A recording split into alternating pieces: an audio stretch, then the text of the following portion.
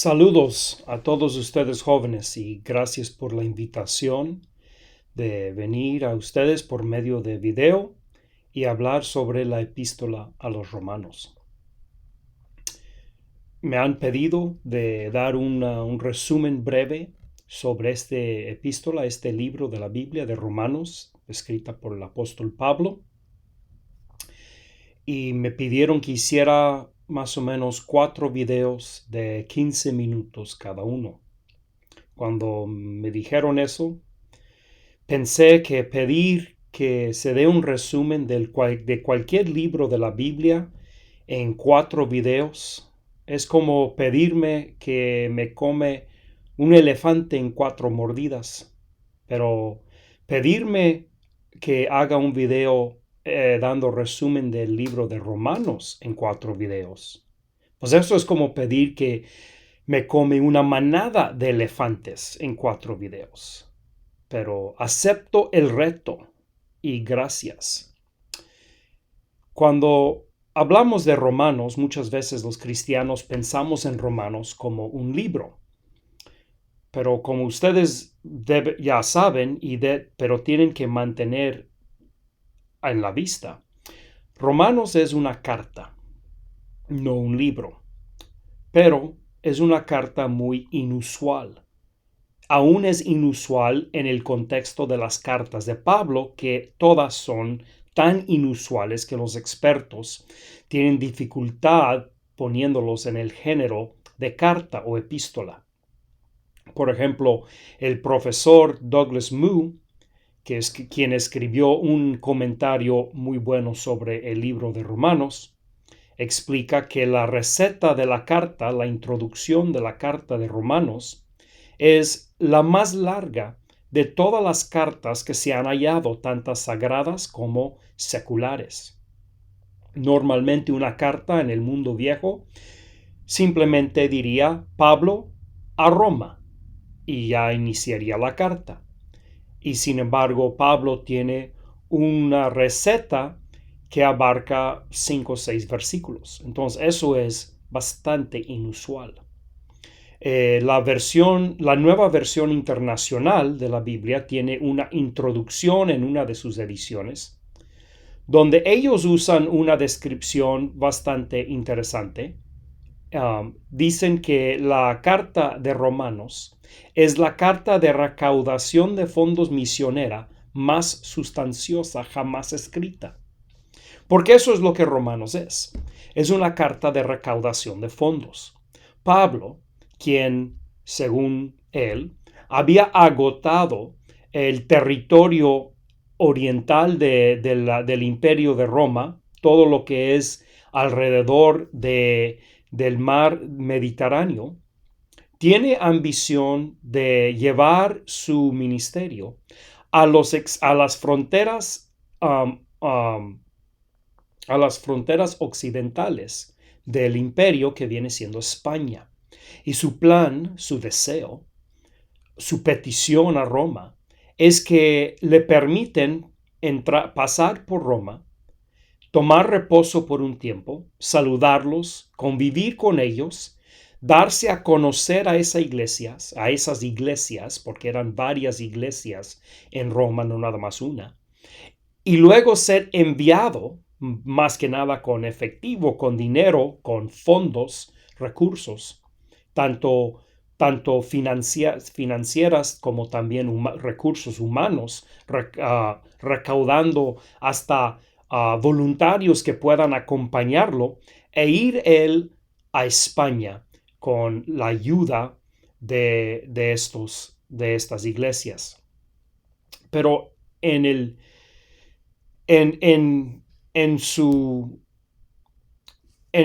curso de dar o de plantar esa ambición, recaudar esos fondos y esos recursos, él entra en probablemente la descripción más asombrosa y detallada del mensaje que él llama el Evangelio. Y eso nos da este libro tan brillante, tan profundo, que todos los más eruditos de la historia que han sacudido ese árbol inmenso que es la epístola de los Romanos, por más que la sacudan, no han podido agotar su fruta. Más bien, entre más fruta les sacudas del libro, parece que más fruta hay en sus ramas. Entonces, qué bien que el apóstol Pablo tuvo la ambición de recaudar fondos y queriendo él darles a los de Roma alguna bendición espiritual para animarlos a retornar y darle a él una bendición carnal de los fondos necesarios para extender su ministerio a las fronteras occidentales. Qué bien que tenemos eso, porque el libro de Romanos ha sido el libro más impactante en el cristianismo desde el siglo XV.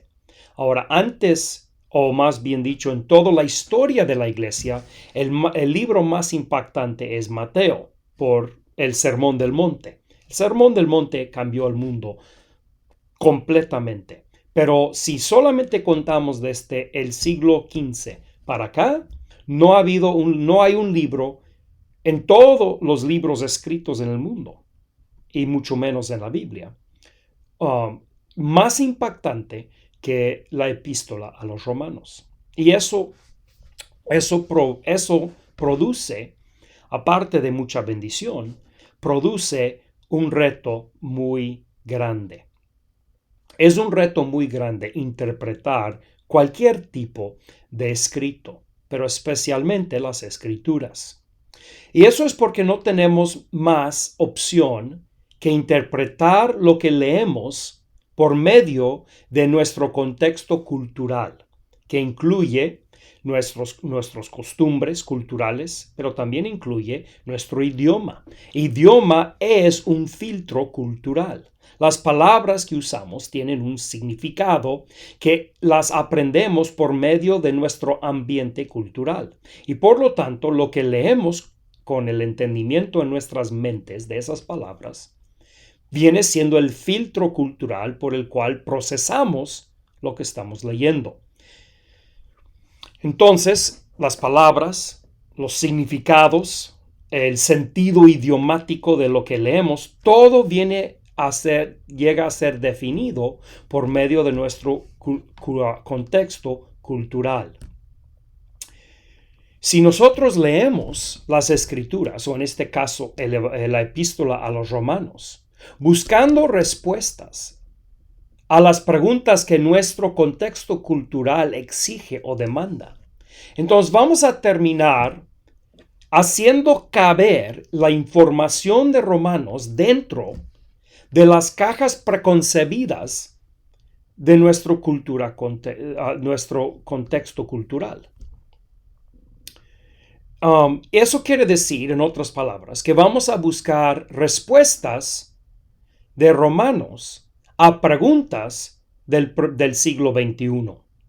Ahora, como dice el profesor N.T. Wright, un erudito de la Biblia inglés, aunque no es la mejor manera, él dice, no es la mejor forma de estudiar la Biblia, de usarla para encontrar respuestas bíblicas para preguntas no bíblicas.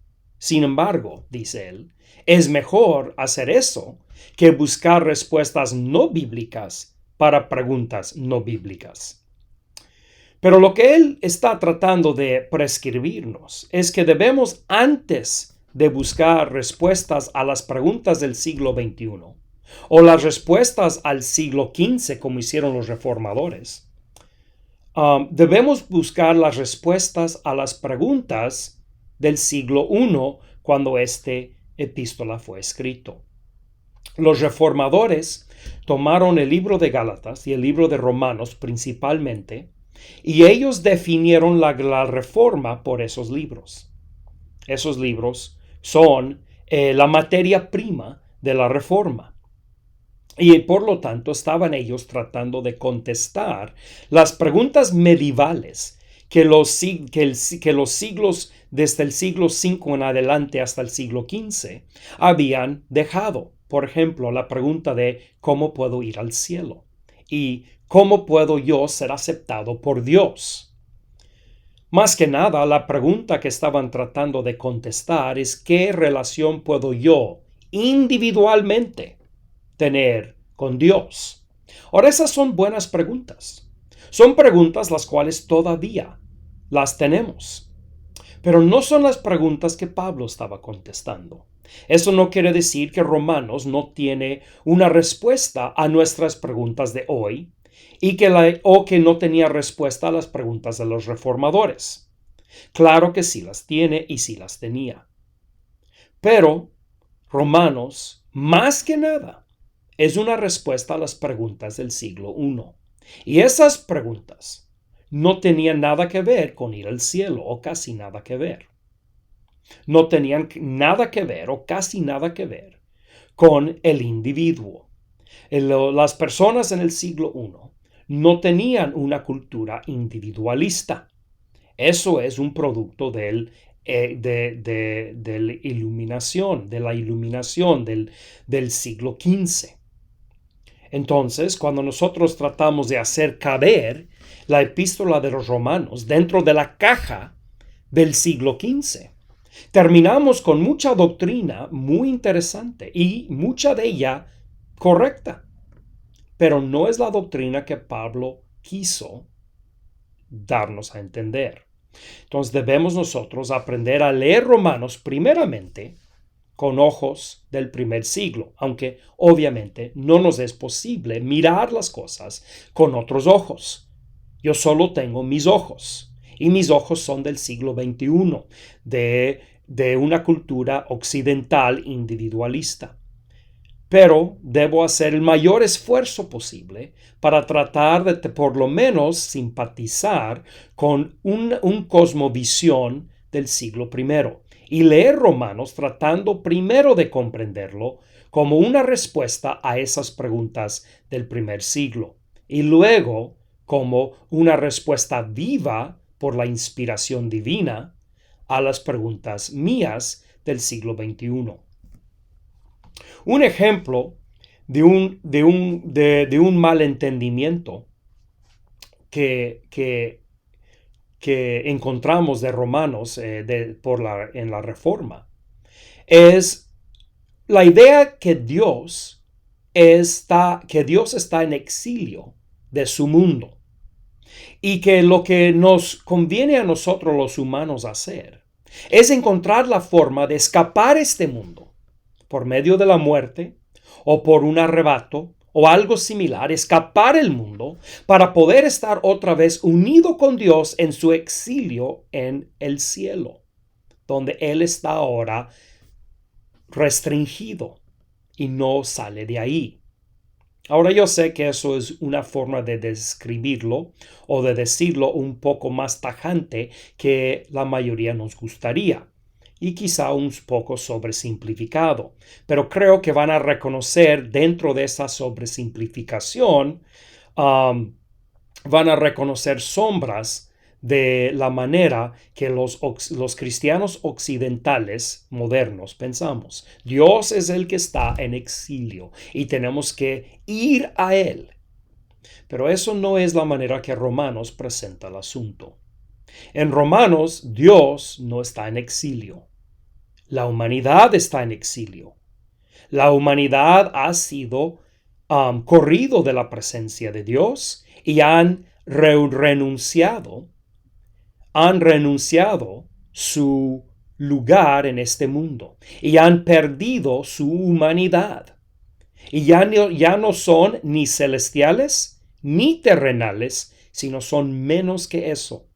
Y Dios, su propósito es venir al mundo y redimir a la humanidad del exilio y rehacer el mundo en una combinación de cielo y tierra llamado la nueva creación. Hablaremos más de eso en el futuro, pero eso es dándote un ejemplo de una diferencia entre una perspectiva moderna occidental individualista de Romanos y una cosmovisión o una perspectiva del primer siglo y lo que Pablo estaba tratando de explicar. Para poder entender Romanos correctamente, es necesario entender que Romanos es un libro híbrido. Es decir, que Romanos es primeramente completamente judío. Pablo es un judío desde el dedo de su pie hasta los pelos de su cabeza. No nada más la manera que él escribe, pero el contexto cultural en la cual él está saturado es completamente judío. Entonces, cuando leemos Romanos, no nada más las citas directas, pero todo el libro está saturado de alusiones al Antiguo Testamento, a la narración, la narrativa del Antiguo Testamento, los principios del Antiguo Testamento. Todo lo que Pablo está tan saturado, es como un pescado nadando en el agua del judaísmo. No puede hablar sin hablar Antiguo Testamento. Y no nada más las alusiones y las citas directas e indirectas, pero aún la estructura de Romanos tiene una estructura del Antiguo Testamento. Pasa de creación a caída, a exilio, al llamado, a la esclavitud, a la redención, al retroceso, a la salvación. Y eso todo esa es la trayectoria del pueblo de Israel. Y Romanos está escrito imitando esa trayectoria. Entonces, primeramente, es un libro completamente judaico. Pero también, al mismo momento, está esa historia judía. Es fundida en el molde de la cultura greco-romana.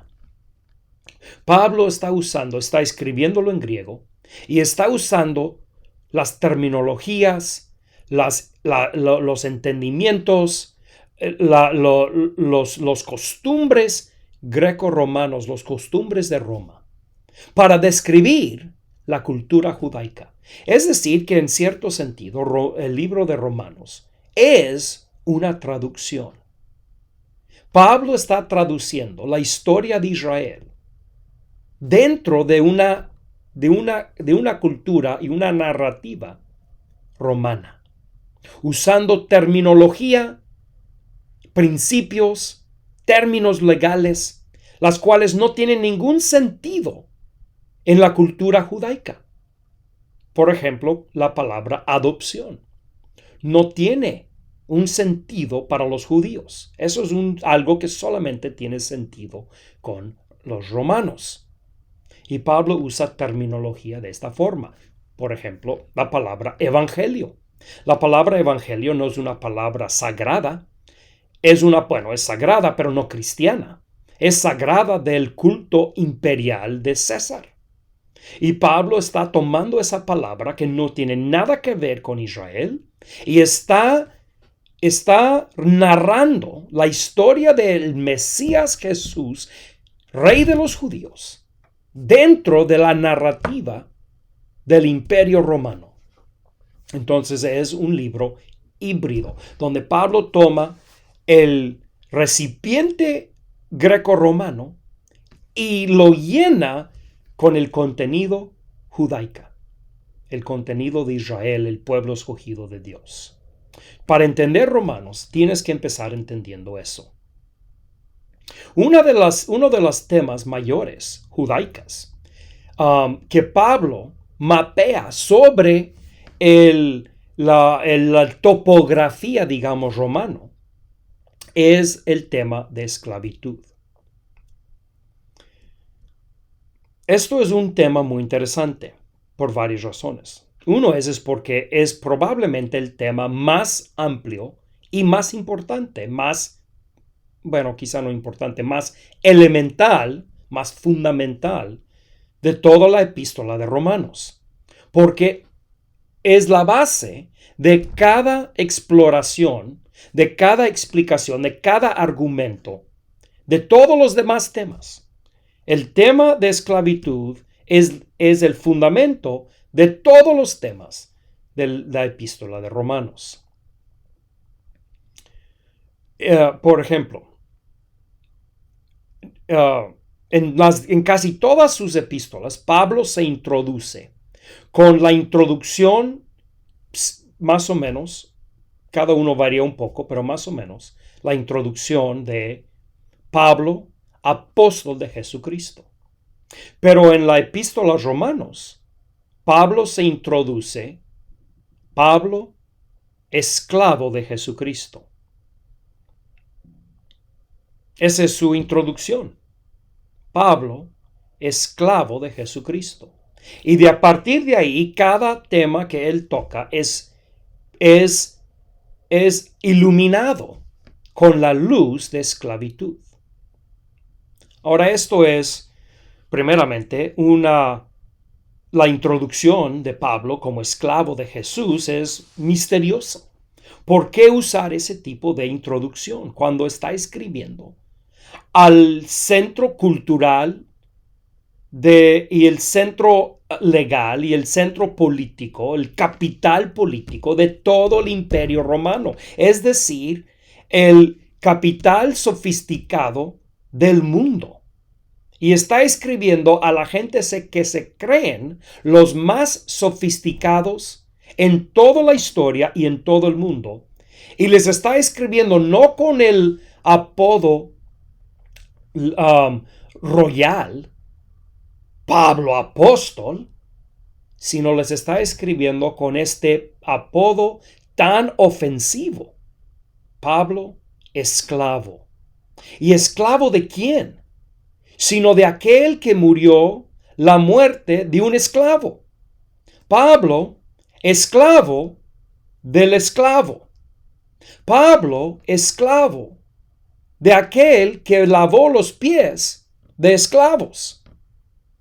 O sea, no hay nada más bajo, no hay forma más poderosa de humillarse, de completamente humillarse ante las personas que se creen los más sofisticados de toda la historia, los herederos de los griegos y sus filosofías y de todas las demás sofisticaciones de este mundo, diciendo que él es esclavo.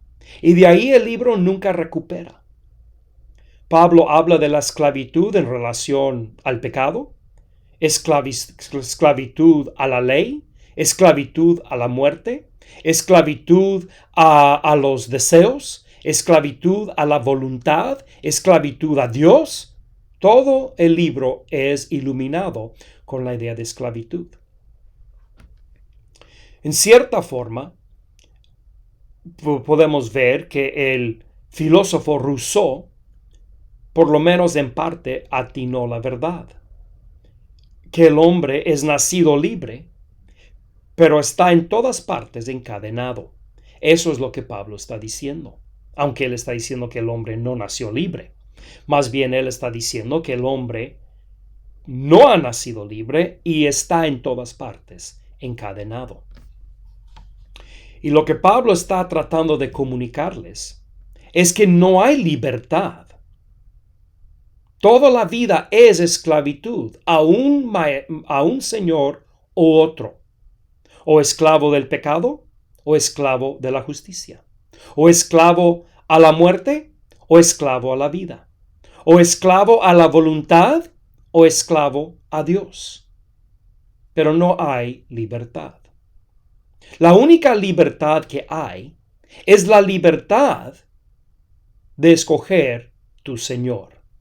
Y el que tiene esa libertad tiene la única libertad que existe en el mundo. Y ese es lo que Pablo está hablando o explicando sobre la esclavitud. Y como te digo, este es un mensaje extremadamente ofensivo, especialmente a una audiencia romana. que odiaban la esclavitud y se creían los hombres libres del mundo. Y por eso Pablo inicia la epístola diciendo que él no está avergonzado del evangelio de Jesús. Él no se avergüenza de ser esclavo del rey que lavó los pies de esclavos. Más bien, Pablo dice que él se siente honrado de ser tenido por digno de llevar ese mensaje a los términos de la tierra, de que él se siente honrado de haber recibido la confianza por parte de Dios. Y él entiende que esa confianza que Dios le tiene es una consecuencia de su relación de fe con su Señor Jesús. Gracias por su atención. Los veré en el siguiente video.